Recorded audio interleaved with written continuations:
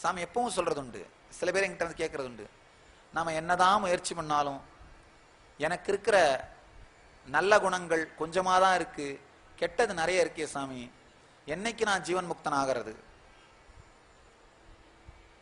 நல்லா தெரிஞ்சுங்க, உங்களுக்குள்ள இருக்கிற கெட்டதையே நினைச்சு நினைச்சு என்னைக்கு ஆக போறேன்னு நொந்து கஷ்டப்படுறதுனாலும் படலாம், இல்ல நல்லதை நினைச்சு ஆகா இதையெல்லாம் செய்ய முடிஞ்ச என்னால மற்றதையும் செய்ய முடியும் நினைச்சு உற்சாகப்படுத்தி இயங்கிறதுனால இயங்கலாம்.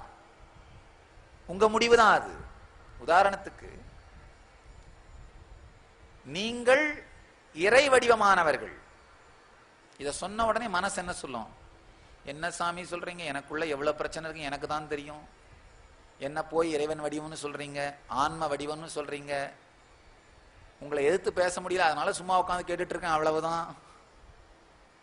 நல்லா தெரிஞ்சுக்கோங்க, உங்களை யாராவது மந்தமானவர்கள் கீழ்த்தரமானவர்கள் சொன்னா அதை மட்டும் கேள்வி கேட்காம நம்புறீங்க. நல்லா பாருங்க, உங்களுடைய மனசோட பக்குவம். யாராவது உங்களை இழித்தால் பழித்தால் கேள்வியே கேட்காம அதை உள்வாங்கிக்கிறீங்க. ஆனா நீங்க ஆனந்தமயமானவர் இறை சொரூபம் சொன்னா மட்டும் அதை உள்வாங்க மறுக்கிறீங்க. என்ன மனம் பாருங்க. முதல் விஷயம், நீங்கள் குறைந்தவர்கள்னே திரும்ப திரும்ப சமுதாயத்தினால் பிறப்பிலிருந்தே சொல்லப்பட்டதனால் அதையே உள்வாங்கி பழகிவிட்டீர்கள். அதனாலதான் உங்களுடைய உயர்தன்மையை பற்றி சத்தியம் சொல்லப்படும் பொழுது அதை உள்வாங்க மனம் மறுக்கின்றது, அதை ஏற்றுக்கொள்வதில்லை. இரண்டாவது, நம்முடைய கெட்ட தன்மைகளை பார்த்து பார்த்தே பழகிவிட்டோம். நம்ம எல்லாருக்குள்ளேயும் கட்டாயமாக ஆன்ம உணர்வினுடைய குணங்கள் சிலதாவது இருக்கும். ஒண்ணுமில்ல, உங்களுடைய சுவாசமே உங்க ஆன்ம உணர்வுனால நடக்கிறது தான்.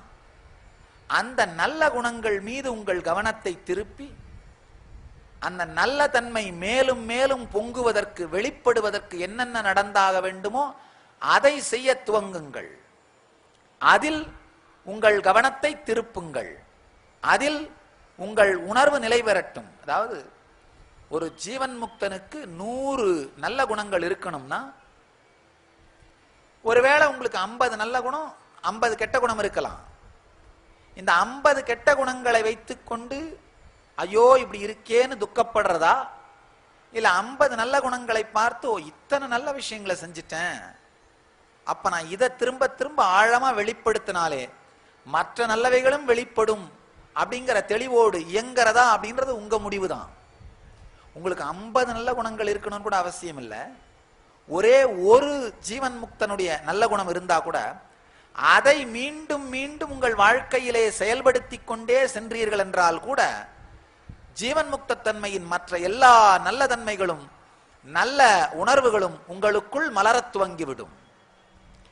ஏதாவது ஒரே ஒரு சத்தியம், ஒரே ஒரு நல்ல தன்மை உங்களுக்குள் ஆழ்ந்து மலரத் துவங்கினால் கூட, அதை மீண்டும் மீண்டும் நீங்கள் வாழத் துவங்கினால் கூட எல்லா ஜீவன் முக்த தன்மையின் நல்ல குணங்களும் உங்களுக்குள் பொங்கி பெருக துவங்கிவிடும், உங்களுக்குள் பொங்கி வெடிக்க துவங்கிவிடும், உங்களுக்குள் பொங்கி மலரத் துவங்கிவிடும், உங்களுக்குள் நிறைய துவங்கிவிடும், உங்களுக்குள் நெஞ்சமெல்லாம் மலரத் துவங்கிவிடும்.